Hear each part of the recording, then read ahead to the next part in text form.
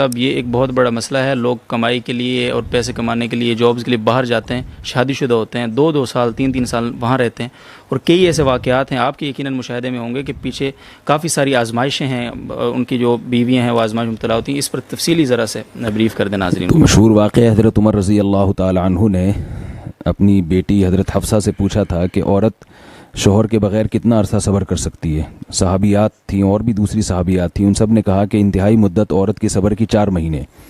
اس بیس پہ حضرت عمر رضی اللہ تعالیٰ عنہ نے قانون بنایا کہ جو مجاہدین سرحدوں پر ہیں 4 مہینے میں کم از کم 1 مرتبہ اپنے گھر جائیں گے.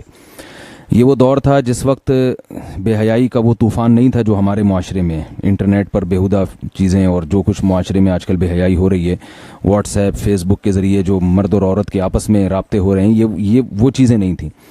تو اتنا پاکیزہ دور تھا, خلفائے راشدین کی حکومت تھی.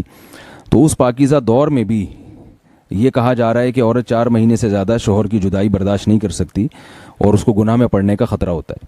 تو آج کے دور میں یہ کیسے کہا جائے گا کہ سال 2 سال کے لیے اپنی بیوی سے دور رہا جائے, جوان بیوی سے, اور جو ہے وہ اس پر شیطان جو ہے نا بالکل دسترس حاصل نہیں کرے گا.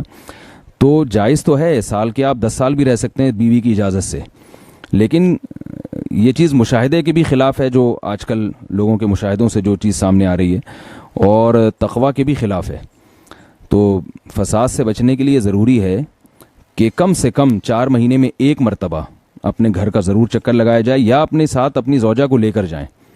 اگر آپ یعنی ایسا نہیں کرتے تو کسی بھی گناہ میں اگر آپ پڑ گئے, اور صرف عورت کو خطرہ نہیں ہے, مرد کو بھی تو خطرہ ہے نا, جو 1 سال اپنی بیوی کے بغیر رہ رہا ہے, تو وہ کیسے اپنی خواہشات پہ قابو پاتا ہے.